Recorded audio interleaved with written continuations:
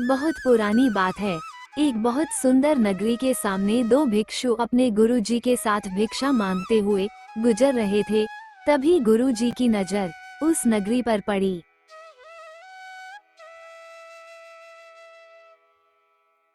अति सुंदर, इस नगरी को देखकर तो आंखें तृप्त हो गई। बहुत सुंदर नगरी है। हाँ गुरुजी, बिल्कुल सही कहा। बहुत सुंदर नगरी है। बस यहाँ भिक्षा भी सुंदर मिल जाए तो आनंद ही आनंद है। बिल्कुल सही फरमाया नारायण। अब बस इस नगरी में झोली भर मिठाइयाँ और पकवान मिल जाए तो फिर आनंद ही आनंद। अच्छा ठीक है, चलो अब ध्यान से सुनो। कुछ भिक्षा मिले तो भगवान को भोग लगे। बच्चा नारायण, तुम नगरी में पूर्व दिशा की ओर जाओगे और बच्चा गोवर्धन, तुम नगरी में पश्चिम दिशा की ओर जाओ और जो भिक्षा में मिले सहज स्वीकार कर।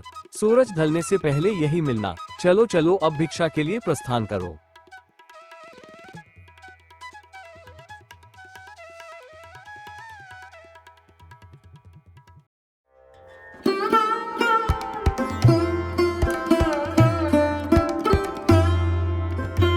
चलो कोई तो दिखा। ऐसा करता हूँ, एक बार राशन का दाम पूछता हूँ। अगर सस्ता हुआ तो थोड़ा ले चलूंगा अपने साथ। गुरुजी महाराज बड़े प्रसन्न होंगे। क्यों बनिए, आटे का क्या भाव है? अरे बाबाजी प्रणाम बाबाजी। टके सेर बाबाजी। और चावल वो भी टके सेर। और ये चीनी, चीनी क्या भाव दी? टके सेर। सब टके सेर। ये सब सच है क्या? एक बार दूसरी दुकान पर मैं पूछ कर देखता हूँ उधर का क्या हाल है।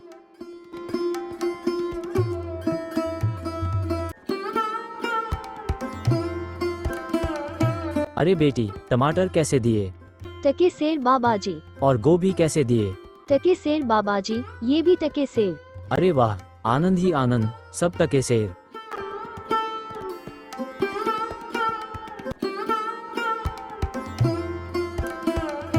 अरे ओ हलवाई, मिठाई किस भाव देते हो? कौन हो? किस देश से आए हो? टके शहर की नगरी में क्या सोच के आए हो? कविता में तो हम कहाँ कम है। ये लीजिए। हम कहाँ से आएंगे भाई? अपना ना तो कोई घर ना कोई ठिकाना। जिधर शरण मिली उधर रात कटी, यही हम साधुओं का ठिकाना। अब जरा अपनी मिठाई का मोल तो बताना। टके सेर बाबा, टके सेर जो चाहो वो पाओ, मूल्य रहेगा टके सेर। यह क्या कहते हो हलवाई? सब टके सेर, सारी मिठाई टके सेर। वाह भाई वाह। नाम क्या है इस टके सेर की नगरी का हलवाई? बाबाजी अंधेर नगरी। वाह भाई वाह। अंधेर नगरी, चौपट राजा, टके सेर भाजी, टके सेर खाजा। बाबा तो कुछ लेना हो तो बताइएगा, क्या बंधवाऊं आपके लिए? बच्चा मांग कर 5 पैसे लाया हूँ, सबकी मिठाई कर दो।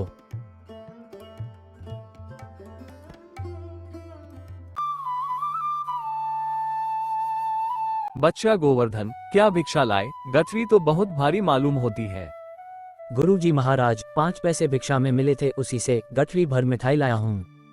अरे बच्चा, 5 पैसे में गठरी भर मिठाई? ये कौन सी नगरी है? अंधेर नगरी, चौपट राजा, टके सेर भाजी, टके सेर खाजा। अरे राम राम, बचाए लाखों पाए। बच्चा, ऐसी नगरी में तो एक क्षण बिताना भी हमारे लिए उचित नहीं, जहाँ टके सेर भाजी, टके सेर खाजा बिकता है। गुरुजी, ऐसा तो संसार भर में कोई देश नहीं है जहाँ 2 पैसे पास रहने से मजे से पेट भरता है। मैं तो इस नगरी को छोड़कर नहीं जाऊंगा। हाँ देख बच्चा, पीछे पछताएगा। मैं तो इस नगरी में एक पल भी नहीं रहूंगा। देख मेरी बात मान, पीछे पछताएगा। मैं तो जाता हूँ, पर इतना कह देता हूँ कि कभी संकट पड़े तो याद करना।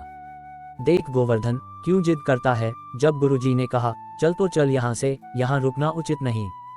अरे जा चिपका कहीं का, चिपका रे अपने गुरुजी से। मैं तो इस नगरी में पेट भर खाऊंगा, तू भूखा भिक्षा मांग, मैं नहीं जाने वाला। ना ना ना, रोना नहीं, चुप हो जाओ। बताओ क्यों रो रहे हो? महाराज, बनिए की दीवार गिर पड़ी, सो मेरी बकरी उसके नीचे दब के मर गई। दुहाई महाराज, न्याय हो।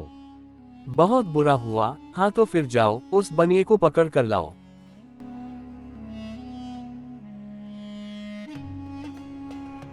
क्यों बनिए, ये कैसी दीवार बनवाई थी जो इसकी बकरी दबकर मर गई? महाराज, मेरा कुछ दोष नहीं। कारीगर ने ऐसी दीवार बनाई कि गिर पड़ी, इसमें मेरा कुछ दोष नहीं। ये तो बेकसूर है, छोड़ दो इसे और कारीगर को पकड़ कर लाओ। सारा किया धरा उसी का है।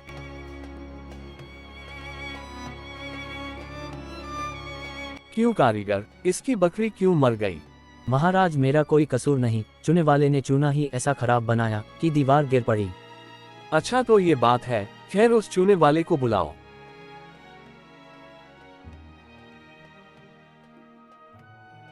क्यों चूने वाले, तुमने कारीगर को खराब चूना क्यों दिया बताओ, नहीं तो तुम्हारी खैर नहीं। महाराज मेरा कुछ दोष नहीं, भिश्ती ने छूने में पानी ज्यादा डाल दिया, इसलिए चूना कमजोर हो गया होगा। हाँ अच्छा अब समझ आई, उस भिश्ती को लाओ हमारे सामने।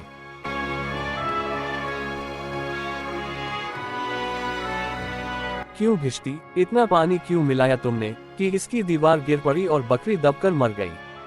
महाराज गुलाम का कोई कसूर नहीं, कसाई ने मशक की इतनी बड़ी बना दी थी कि उसमें पानी ज्यादा आ गया।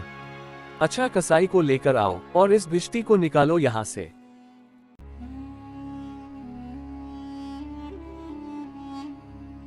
क्यों कसाई, तुमने ऐसी मशक क्यों बनाई। महाराज गडरिया ने टकेसेर में इतनी बड़ी भेड़ मुझे बेची कि मशक बड़ी बन गई।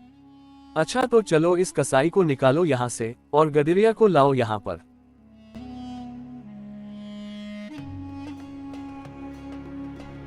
क्यों गडरिये, ऐसी भीड़ क्यों बेची तुमने। महाराज उधर से कोतवाल साहब की सवारी आ रही थी, इस कारण मैंने छोटी बड़ी भीड़ का ख्याल ही नहीं किया, मेरा कुछ कसूर नहीं। अच्छा इसको अब निकालो और कोतवाल को पकड़ कर लाओ।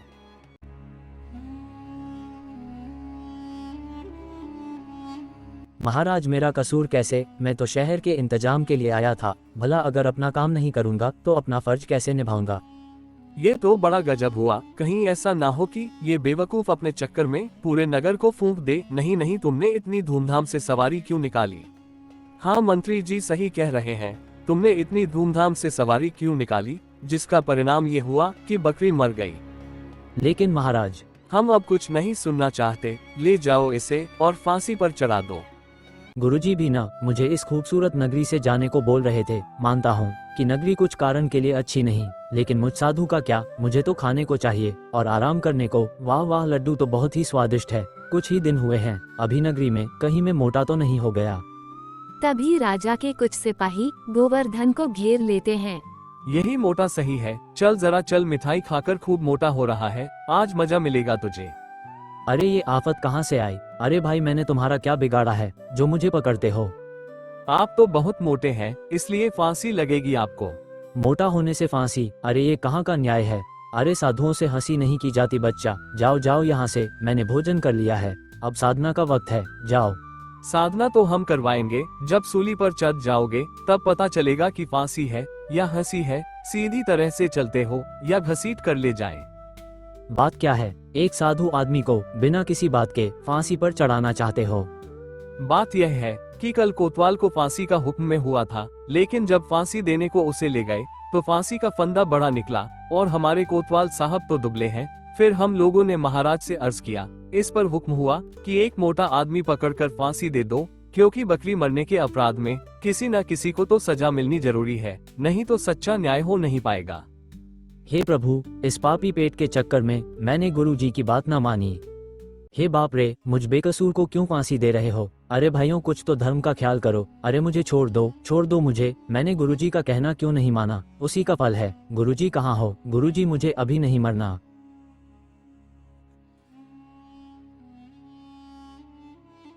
अरे बच्चा गोवर्धन, तेरी ये क्या दशा है।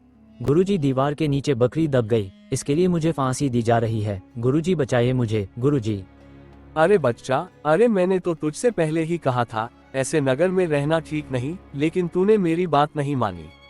मैंने आपका कहा नहीं माना, उसी का फल मिल रहा है मुझे। बचाइए गुरुजी, मुझे बचाइए। देख बच्चा, डर मत, सुनो सब, मुझे अपने शिष्य को अंतिम उपदेश देना है। तुम लोग जरा किनारे हो जाओ, इसके बाद तुम जो कर रहे थे वह कर लेना, अब हटो पीछे। महाराज हम पीछे हट जाते हैं, आप बेशक उपदेश दे सकते हैं।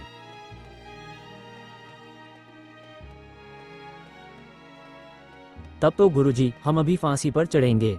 अरे नहीं बच्चा, हमने इतना समझाया नहीं मानता, हम बूढ़े हुए, हमको चढ़ने दो फांसी पर, भला तुम्हारा पूरा जीवन शेष है, मजे से गुजारो। नहीं गुरुजी, स्वर्ग जाने में बूढ़ा जवान क्या, आप सिद्ध है। गुरुजी आपको गति अवगति से क्या मतलब, मैं चढ़ूंगा फांसी पर। भाई ये क्या मामला है, अभी तक तो यह मोटा साधु रो रहा था, लेकिन अब ये पहले फांसी पर चढ़ने के लिए लड़ रहा है, समझ में नहीं आता। महाराज को इसकी खबर देकर आता हूँ। सैनिक तुरंत महाराज के पास जाते हैं। महाराज, एक चेले से मिलने गुरु आया, कुछ कान में बोला। तभी से गुरु चेले में फांसी पर चढ़ने के लिए लड़ाई चल रही है। गुरु कहता है मैं चढ़ूंगा, चेला कहता है मैं चढ़ूंगा। ये क्या माजरा है, पता लगाना पड़ेगा। चलो गुरुजी महाराज के पास ले चलो हमें, उनसे पूछेंगे कि आखिर माजरा क्या है। बताइए गुरुजी महाराज, आप फांसी पर क्यों चढ़ना चाहते हैं? महाराज, इस समय ऐसी शुभ घड़ी है कि जो भी पहले फांसी पर चढ़ेगा उसे स्वर्ग की प्राप्ति होगी। तब तो हम भी फांसी पर चढ़ेंगे। हमको फांसी की सजा मिली थी, हम ही चढ़ेंगे, हमको हुक्म है। भाइयों जल्दी करो, हमको फांसी दो। हाँ नहीं नहीं, हम लटकेंगे, हमारे कारण ही तो दीवार गिरी थी ना। चुप रहो सब लोग, महाराज के होते हुए कौन स्वर्ग जा सकता है? हमको फांसी पर चढ़ाओ, जल्दी जल्दी करो।